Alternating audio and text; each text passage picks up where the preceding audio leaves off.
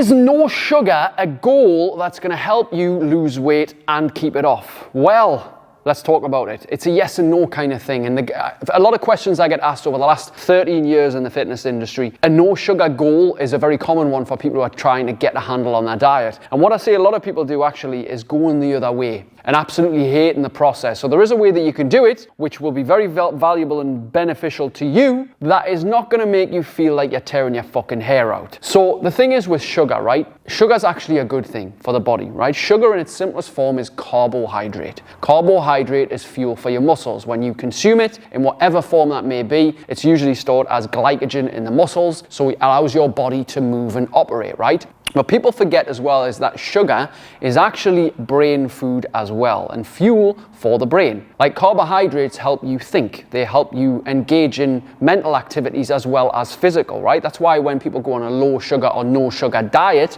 or challenge, they feel tired, lethargic, grumpy, right? Sugar is like your quick energy source, right? Now there obviously are different kinds of sugars. There are processed sugar like white sugar that you'd get in cakes or pastries or donuts or that you'd put in your tea. But there's naturally occurring sugars in things like fruits. And there's also obviously naturally occurring sugars in any kind of carbohydrate-based food, like sweet potato or regular potato, etc. Rice, for example, naturally occurring, right? What's useful about a no sugar challenge is that if you are very overweight, let's say you're 4, 5, 6 stone overweight, right? You've probably been consuming high carbohydrate, high sugar foods and possibly high fat foods for quite a while, be it crisps, sweets, chocolate, even any kind of sweet things, right? You've probably been munching on these things for quite a while and you've had an abundance of calories, hence you've gained weight. And the thing is about sugar as well, makes us feel good. It calms us down. Carbohydrates, sugar, blunt and take down cortisol, our stress hormone, right? Which is why when somebody's in shock or something, they might give them a chocolate bar or something, a sugary drink, because it calms us down. That's why a lot of people, when they're stressed, they eat high sugary foods because it actually has a response in the body of calming the stress hormone and stimulus that we have in stressful situations. But the disadvantage of that is too much, too many calories, too much weight gain. We gain fat, right? So when we're exercising, a lot of the time if we're carrying a lot of excess sugar and we've been consuming too much and a lot of fat, we are burning sugar for fuel.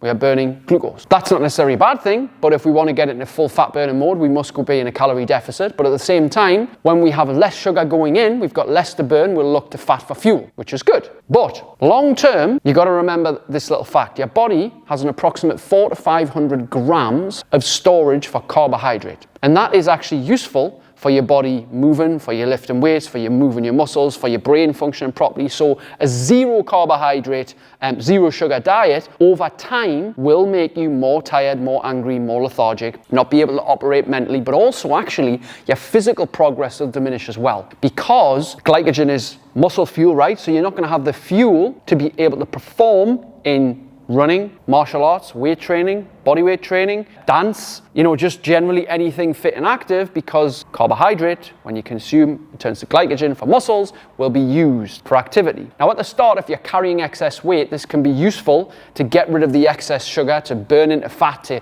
lose weight, to be in a calorie deficit, right? Very useful. But over time, a no sugar thing will actually be detrimental. You have to have some level of carbohydrates to perform. This is why the keto club, ketosis, which is what happens when your body runs out of carbohydrates and basically burning fat for fuel, great for a short period of time. Great for burning fat, getting leaner, losing weight in a deficit, but ultimately you end up being more lethargic. You end up also probably being weaker because your performance can't be excelled by having no carbs. They've done extensive studies with athletes and they found that the best fuel source for performance, bar none, is carbohydrate. So we do actually need it. Now when it comes to a weight loss perspective though, it's all about calories. We probably know that by now. We need to be in a calorie deficit to lose weight. You can achieve that by many means, but one of the easiest ways to actually achieve a calorie deficit is eat less sugar, which is why, because sugar is so easily consumed, we end up consuming more quantity of it than, for example, if we were eating more protein. It's easier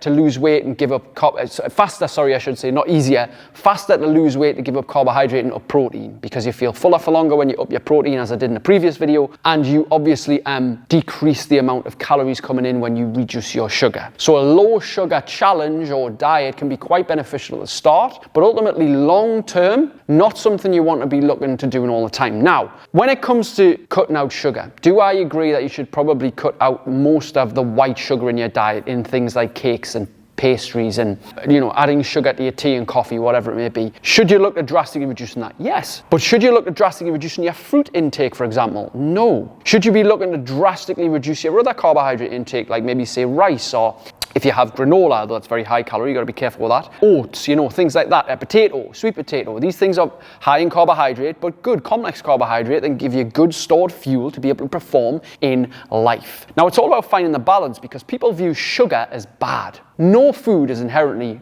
good or bad, right? Well, obviously, fruits and vegetables are good for us, but if we have 6 punnets of grapes a day, we're probably going to struggle with some kind of acidity in the body. We possibly could be consuming far too much sugar and be in a calorie surplus and actually gain weight from eating too much fruit. But fruit shouldn't be demonized. Neither should chocolate. Neither should sugar, right? And by the way, neither should salt. Salt is very good for you. You should be having more of it. Between the two, salt is better for you than sugar. We just don't have enough salt. We think it's really bad. And obviously, if you're having 3 tablespoons of salt a day, yes, that's a bit overload. 5 grams of salt per day is a very safe amount for an adult to have. But sugar, carbohydrate, let's go back to what I was saying before. We have a storage capacity in the body of around 400 to 500 grams of carbs. And that is a useful thing to know, to understand that. Imagine it like a tank. It's getting filled up. And we have 400 to 500 grams of these carbohydrates that we use for fuel, brain fuel and body fuel. But if we have too much, it will overspill and get stored into fat cells. So it makes sense to keep a storage of energy, but what most people do is they store energy, they don't work out,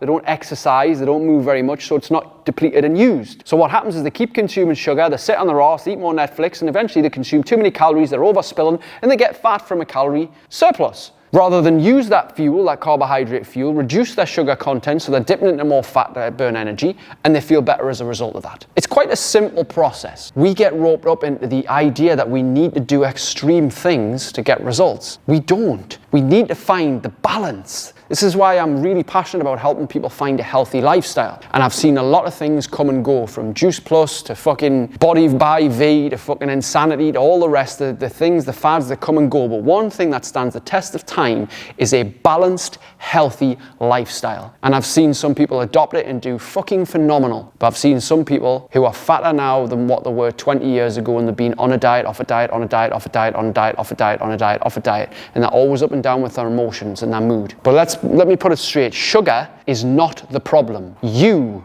are the problem. How you handle your emotions is the problem. And when you are stressed, when you are angry, nervous, anxious, whatever, if you turn to sugar, then that goes to show how you handle your emotions. So therefore, doesn't it make sense to spend a little bit more time, a little bit more awareness on understanding you? This is why I fell in love with self-development and personal development over the years. That's why I read loads of books, attended courses, went to Tony Robbins events. I coached with Wim Hof. I learned all about the breathing and the cold therapy and the journal and the meditation. I worked with Paul Morton. I worked with all these magnificent people to help on my physical and mental health. I've got PTs and coaches, even though I've still got them now. Even though I know that I'm perfectly capable, knowledgeable enough, and I have enough variety in my mind to be able to create my own plans, do my own thing, not have to invest in a coach or a mentor or a PT myself. But the thing is, I understand that I don't know everything. And even though I'm at the level where I'm at, I can still learn from everybody else. And what happens is when I leave it to myself, I pay less attention. When I pay somebody through money and time and energy and attention, I pay more attention. This is most people's thing. They're trying to look for the cheap gym. This is why cheap gym memberships never work.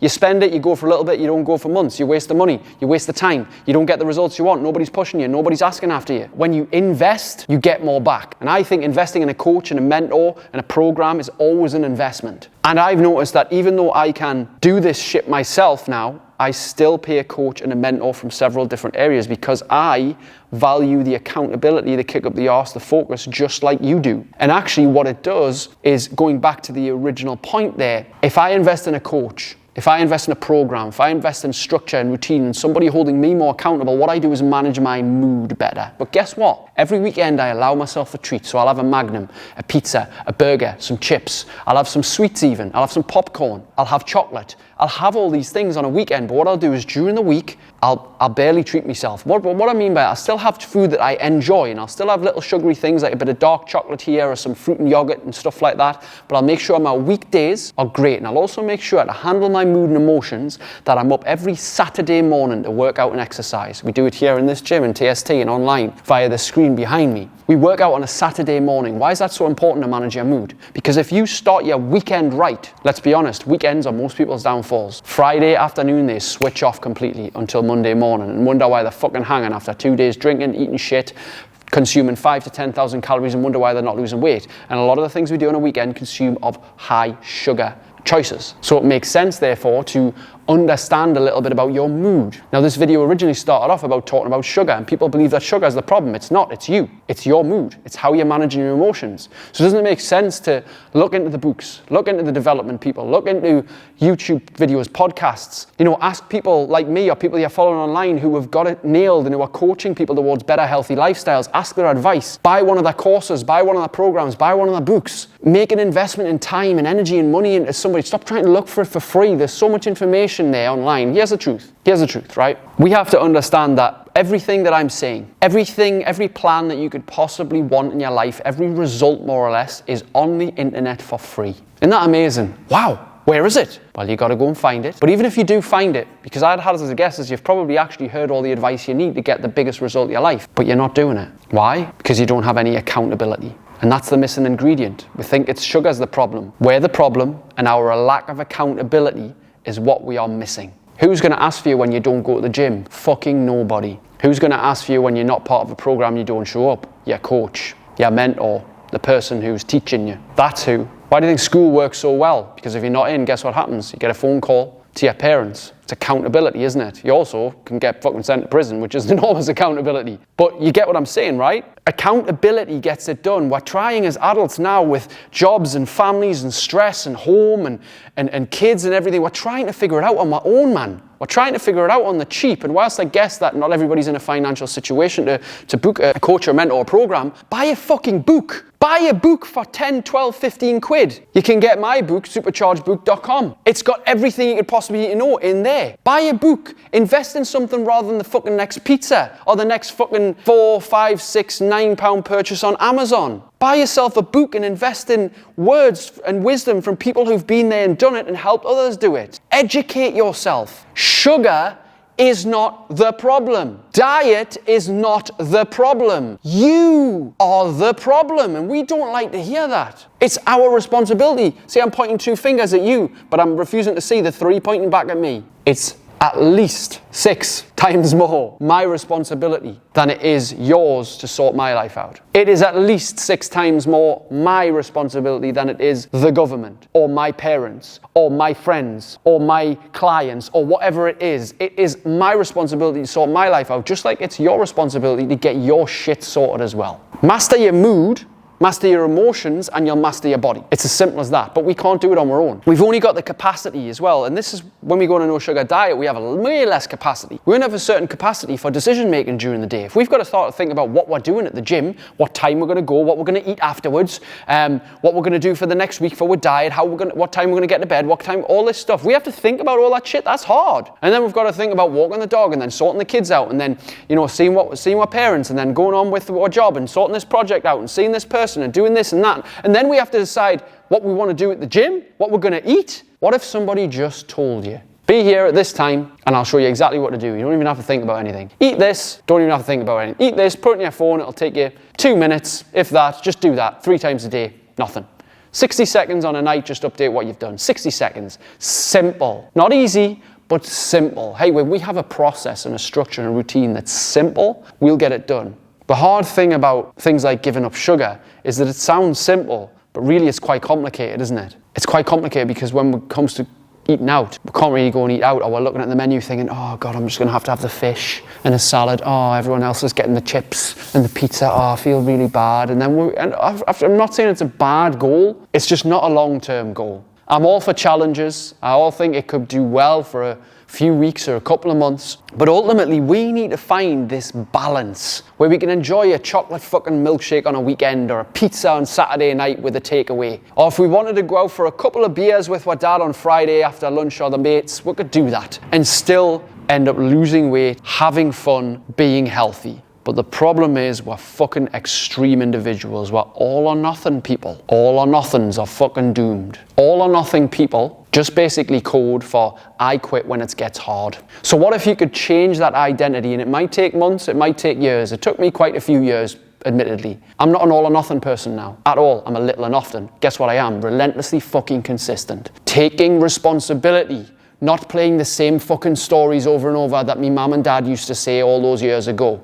Or that me grandparents used to say, or that me friends still say to this day, and we have a moan and complain about him and her, and this is wrong, and that's wrong, and the government this, and the fucking social media that, and me mum this, and me parents that, and me boss this. Hey, it's your fucking responsibility to get a handle on your mood, to get a handle on your energy, to get a handle on your sugar addiction. And it's not really an addiction, it's just a habit. There's a difference. And habits can be changed. Mood can be changed. But it's all about the missing ingredient, accountability. Life is a work in progress. It's an ongoing journey that you should be enjoying, that you should be feeling pretty damn good about, that you should be excited for getting older, excited for the future. I tell people all the time, I'm excited to get to 40. 40 next year, and I can't fucking wait because I've got things to look forward to, like you should too, but that's down to you. Nobody else gives them to you. Nobody gives me things, says, here's this to look forward to, here's this. I create them. I create all my mood and all my emotions, just like you do. But I have to take responsibility. There's something to me to keep studying, reading books, to keep watching podcasts, to keep going to events and courses, to keep asking questions to my coach, to keep turning up to my training, to keep doing the fucking work so that I feel good and I can feel good when presenting to you and offering you a perspective of things that you can do, because I see people talk to me like this over the years as well, and I became inspired by the way somebody else was inspired for life. They gave me inspiration. I was in spirit because of that person. And I hope to give that back to you right now so you can see my content, see my attitude. If you ever meet me, you'll know that I'm very much the same in person. And I want you to have that level of enthusiasm in some way that resonates with you.